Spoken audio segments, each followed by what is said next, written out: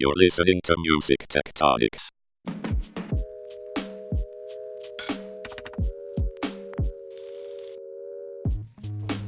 Hey, this is Dimitri. You're listening to Music Tectonics at Midem, and I'm here with Myriam Caron and Sophie Ziessel from Muzeek, who are participants in the 2019 Midemlab competition. How are you doing? We're doing good. How are you, Fine. Dimitri? I'm doing great. Thank yeah. you. Thanks for having taking us. the time to come over to the Music Tectonics podcast booth. Let's just jump right in here. What exactly does Muzeek do? So Muzeek is two things. We started out by creating what we call the augmented composer, which is a brand new way of composing music, specifically designed for videos and video creators. So the way that we create music is always in collaboration with amazing composers and musicians. And these composers make for us one original composition, and then with the help of our algorithms, we're able to multiply their composition into hundreds of variations. So you can imagine that composers working with us are usually pretty happy because they're writing one song and they're signing and getting the benefits for 200. Wow. Once the songs are made, what happens to them? How do they get placed into film and TV? Well, that's the thing. So with all this music we're creating, that's very malleable and very adaptable for video. The next step was to make our very own music to video synchronization software. So that's what we did. So we have our very own software with all this huge music library that's cinematic music mostly. So you slide in your video, you choose your music from whatever kind of genre variations that you're looking for, and then we'll give you 10 options, not 1,000, because we don't want you to be drowning in a sea of thousands of options. So we'll give you 10 options. You listen to those. You don't like them, you generate 10 more, and 10 more until you find the one you like.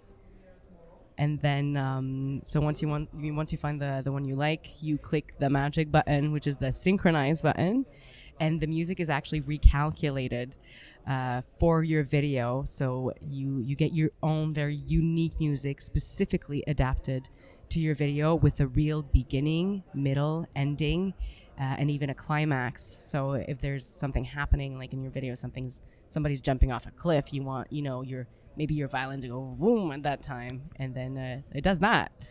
Wow. So on one end, you have this composition tool, Yeah. where people composers make music in the tool, and they are able to then the system actually then develops a bunch of other variations on it. So each segment or something like that has a different variation or something, so Yeah. that it can then get synced up when the video creators and filmmakers are in there. Is that Yeah. right? And then, do the filmmakers actually import their film, and then you start to tweak some variables, and they start to hear samples of music and adjust them according to what they want it to sound like? Exactly. So you just slide in your film, whatever it is. It could be a quick clip. It could be a couple of minutes. It could be a TV show, a movie, and then so we'll generate music. You have to kind of go through what you like first, and then the music is adapted to the video. That's so cool. So where did the idea for this come from? Sophie? Yeah, it comes from André Manoukian. He is a great and well-known music composer, a pianist, jazz pianist also, a French one. And he got the idea at least 6 years ago. And in the beginning, he wanted to create music for your short name, actually. Your name. For example, Your first name. your like first Sophie, name. for example. Oh, like gotcha. Sophie, for example, according to the letters, and to transpose that into music. That was the beginning, and so he found engineer to make this idea alive, and that's how he imagined after that he could go further and use the music in a design way. I mean, the functional way of using music, not only to create great music, but also to put that and adjust that on a content, a podcast, for example, or a video. Nice, great. So how far along are you guys? How long has this been in the works, and how far along is the company? So we've been at it for 2 years. Initially, it was just our engineers and our musicians working together to sort of build up, first of all, some original compositions, and there was a lot of trial and error with the algorithms as well. So our engineers were working hard on that, but they did it actually pretty quickly. So in 2 years, and we launched our software last January, and we have about 15,000 variations that were created from our original compositions. So we've come very far along in honestly a very short time, because we developed, first of all, the augmented composer, and then the software, which used two different algorithms and two different types of artificial intelligence. And to develop all of that in 2 years, I mean, the idea, as Sophie said, has been in there for years, but it took a while for André to find the engineers who could make that happen and make that come true. And a lot of communications between the musicians and the engineers who made that happen as well. And that's the beautiful story of it all, I think, is to get musicians and engineers to speak and get along, because on one side, we're working with really amazing, super talented composers who've been professional composers. Hervé Gourdiquian is one of our main composers. He's been at it for 25 years, and by André's side, and he's our lead music architect. He's practically an engineer himself. And so he was able to collaborate with Igel Cohen-Adria, who's one of our engineers, who's not a musician at all, and yet together with both of their knowledge and knowing that music is mathematics as well, they were able. What was the question? Just how far along you are and things like that. But I can just add something. Now we are selling subscription per month. It's beginning at 19 euros a month. Wow. Or $19, same price. This is for the filmmaker. Yeah, for the small independent or small studio, for ad agencies also, because we have a specific licensing program for them. If they want exclusive music, it's also possible. Not only unique music, but exclusive license, it's also possible. And we are working with TV and cinema also. And does it end up being royalty free once they are paying the monthly subscription, or no? And no, actually, because we are a French company, so the right is not constructed the same way in France and in Europe than in the US, but it works for the US also. The important stuff for us is that the composer, the professional ones, they work with us in the beginning. They compose something, and then when the composition is made, it's a big work at the beginning, bigger one than when you create only one song, but they don't have to come back on the creation after to just adjust. So they are paid in the beginning to do this big job in the beginning, and after they have the rights on every composition, as Myriam explained. Yeah. So. And we don't believe in royalty free. No, I think music is not free, and it should never be free. They keep copywriting. Yes. Yeah. So do you have users in the United States already, or is this is just new? You do. Yeah. Okay. Cool. So it's open for business and people are using it. Oh yeah. Yeah, it's nearly half. Oh wow, that's great. Actually. Okay, good. And also we are also a publishing company with SASAM. So we are registered there, and that's why it's also part of our business model to win the money from rights as a publishing company. Okay, that's cool. So it's very composer friendly, which is awesome. Absolutely. and our co-founder is a composer himself. Well, in addition to that, I mean, you started off, Myriam, with the idea that the composer writes one piece and it gets used in all these different iterations as a result of these kind of algorithmic modifications that are made, or variations, I should say, I guess. It's a really interesting business model, especially with all the video content that's being created now in the world. It's increasing exponentially. Right. Yeah, actually, when you think about the music tech landscape, what are the things that get you guys most excited? Sorry to stump you with some of it. Actually, all these new kind of new business models, because the music industry suffered so much 15 years ago that now everything has to be restructured, and there are so many opportunities thanks to the digitalization of the world, of course. And for us, for example, 5 years ago, we couldn't have been doing that. So I think didn't even know. Yeah. I all this new business model we can create and imagine in general. I sometimes. Do you guys have Humpty Dumpty? And do you know what Humpty Dumpty is? yeah, It's a nursery all rhyme. the horses. Yeah, Humpty men, Dumpty sat on the wall. Yeah. Humpty Dumpty had a great fall. Right? All the king's horses and all the king's men couldn't yes. put Humpty together again. Yeah. It's a nursery rhyme. Okay. I don't know why it's always, when I've seen the drawings, it's always a giant egg person with arms and legs sitting on a wall that falls and cracks. But anyway, I think of the music industry kind of like that. So when you're talking about the new business models, it feels to me like, it all fell apart. Now we're putting it together. But it's really, it's going to look different as it emerges. And I think you guys are right in that kind of moment where, hey, composers are trying to figure out, well, how do we adapt to relevant uses and music listening and video creators are realizing it themselves. Everyone we're speaking with is, well, what's your music solution? Well, we don't know, because they have basically two options today. It's either you have thousands of dollars to pay a composer, which if you do, I mean, please do that. But we're talking, the video content that's being produced that we're talking about is not a majority of the TV series and movies. It's everything on YouTube, on all your social media platforms. I mean, what about those small videos for which you don't have budget for a composer, or never mind using a song, like a popular song? You would never get the rights to be able to use a song. You know what happens if you use a Britney song on your video and you put it up to be monetized on YouTube or wherever you want, even on Facebook, it'll just get bumped, and that's normal because rights have to be paid. But who has money for that? So that's where we come in, because otherwise the other option is music libraries, and you're drowning in so many options in music libraries.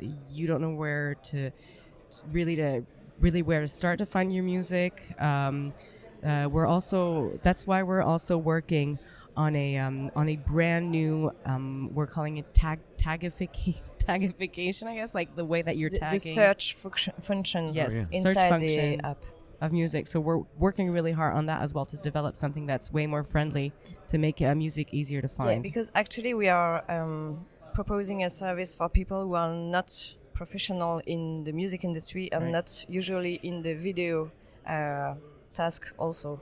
So they need to be accompanied to find the right music.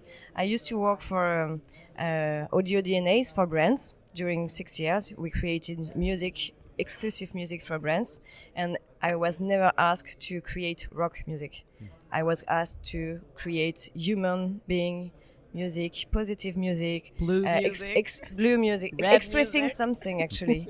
Music can display a message and a mood, and of course it's perfect, and it's so beautiful for this reason. So we want to make a more intuitive search technique in our software. Yeah. So that's coming on the roadmap, or that's yes, that it's is already in the works. Yeah. Awesome. Very cool. So are there any other, at Music Tectonics, we talk about the shifts taking place beneath the surface. So I always, when I have guests on the show, I always like to just ask them a little bit, because, you find out new information from all parts of the industry, all parts of the world. I'm curious, are there any other rumblings that you think the music industry needs to be thinking about? You already talked about new business models. We talked about video creation. What other things, are there any other things that come to mind? And if not, that's okay, but I always like to ask. It's a tough question, but for me, it's part of what we are doing. We need to support the smaller artists, the professional ones, but not the big stars. For them, it's okay. They will have enough money and they could live from their art. But in the middle, if you're not professional, it's okay. You don't care. But in the middle, artists that are, we should know them, but they cannot win enough money with streaming, for example, because for the moment it's too complicated. So that's what we are trying to do. I think we all have to support the artists in the middle. So that's what we do. We give them jobs they are paid for, and they keep copyright. I'm going to ask you a question, a follow-up to that, which is, are you saying we should because it's your ethical belief, those are your values, or Are you saying that not doing so has another impact on the market overall? I'm just curious if you could talk a little bit about why we should. Yeah, it's my culture, I guess. My French culture. In France, I think we see music as an art a little bit more than a business in the beginning, and maybe some other part of the world is the opposite. Now it's merging. It's more consistent all over the globe, and that's great because if you don't make any money in music, you can be a musician. You can make a living from it. So yeah, that's my values, I guess, and also because I want to have the opportunity to listen to so many great artists, not only the biggest one. It's not really my favorite ones, so that's why. Yeah, that's great. Yeah. Hope you don't mind me pushing. It's just nice to like get a little bit further than just the mission statement, you know? Thanks for that. Yeah. So you guys, there were over 200 competitors to get into Midemlab. So you guys are in the top 20. You made it to Midemlab. So we sort of won. You're in the top 20. Here. Yeah. We are finalists. Yeah, we're finalists. Yeah. Which is great. I'm curious, what are you hoping to get out of being at Midem? What would have the biggest impact on Muzeek? Two main experiences, actually. Networking, of course, because it's so important to understand, to meet people, to understand what they do and how we could work together, because there are so many bridges we can build. Especially the synchronization lab. For us, it's very important to meet people there because we are in this part of the industry. And also publishing companies, because we already signed a deal with a publishing company that is giving us some tracks that this time are not created our own way, because it's the second step of the tech. Now we are managing to integrate tracks already created. Outside our specific way. It's new. We are testing that still, but it's working now. So that's very interesting because thanks to that we can become a synchronization platform. Which gives a second life to a lot of music.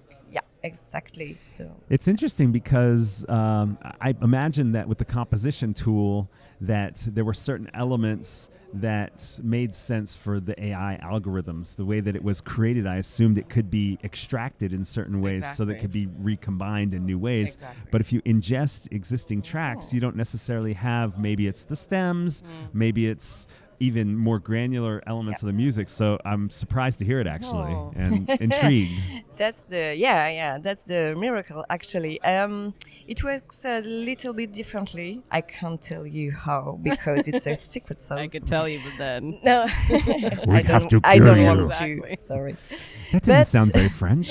Yeah, no, but actually, the difficulty is to integrate a song with someone singing, because we don't want to lose the integrity of the piece of art in the beginning. That's important. We work with artists, so we want them to be okay with the result, of course. So that's the difficulty. We need the playback orchestra, actually, and the voice separated. And with that, we can do many amazing stuff. That's cool. Well, I'm glad you shared that. I could see a lot of other possibilities as a result of that. It might allow you to scale very quickly once you add a lot of catalog there, and give more options to video creators as well. So interesting, So another question that I like to ask, because the music tech space is still kind of evolving and networking and emerging, and especially since we're here in Midem in France, I'm curious, what other conferences or events have you been to that have had an impact for Muzeek? If you could kind of share some tips maybe with some other startups about events you've gone to that maybe they should check out. Well, one of my favorite events that we went to was last year. It's every year now, but it's called Viva Tech.